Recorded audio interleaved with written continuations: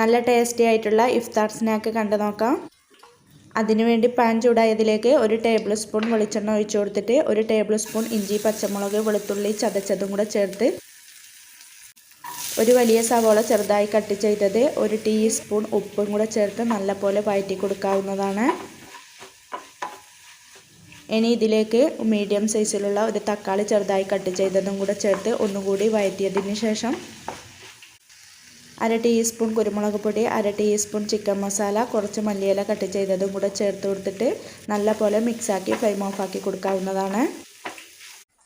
ഇനി ആവി കയറ്റിയെടുത്ത ബ്രെഡ് എടുത്തിട്ടുണ്ട്. ഇനി ഇതിൻ്റെ മുകളിലോട്ട് തയ്യാറാക്കി വെച്ച ആ ഫില്ലിങ് വെച്ച് കൊടുത്തിട്ട് പുഴുങ്ങിയെടുത്ത മുട്ട കട്ട് ചെയ്തതും കൂടെ വെച്ച് കൊടുക്കാവുന്നതാണ്. ഇനി ഇതിൻ്റെ മേലെ ഒരു പീസ് ബ്രെഡും കൂടെ വെച്ച് കൊടുത്തിട്ട് കവർ ചെയ്ത് കൊടുക്കാം. സൈഡെല്ലാം ഒന്ന് കൈവച്ചിട്ട് തന്നെ ഒന്ന് പ്രസ് ചെയ്തും കൂടെ കൊടുക്കണേ.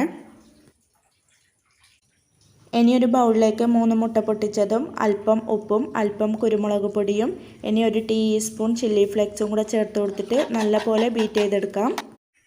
ഇനി ഈ മുട്ടയുടെ മിക്സിലേക്ക് ബ്രെഡ് നല്ലപോലെ ഡിപ്പ് ചെയ്തെടുത്തതിന് ശേഷം ഇനി ഒരു പാൻ ചൂടായതിലേക്ക് അല്പം നെയ്യാക്കി കൊടുത്തിട്ട് ഈ ബ്രെഡ് ഇതിലേക്ക് വെച്ച് കൊടുക്കാം.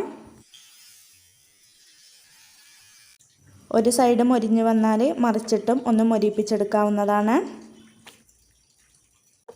ഇനി ഇത് 2 സൈഡും മൊരിഞ്ഞ് വന്നാൽ പാനിൽ നിന്ന് മാറ്റി കൊടുക്കാവുന്നതാണ്. അങ്ങനെ നല്ല ടേസ്റ്റി ആയിട്ടുള്ള സ്നാക്ക് ഇവിടെ റെഡി ആയിട്ടുണ്ട്. എല്ലാവരും ട്രൈ ചെയ്ത് നോക്കാനും ലൈക്ക് ചെയ്യാനും കമൻറ്റ് ചെയ്യാനും സബ്സ്ക്രൈബ് ചെയ്യാനും മറക്കല്ലേ. Thank you for watching.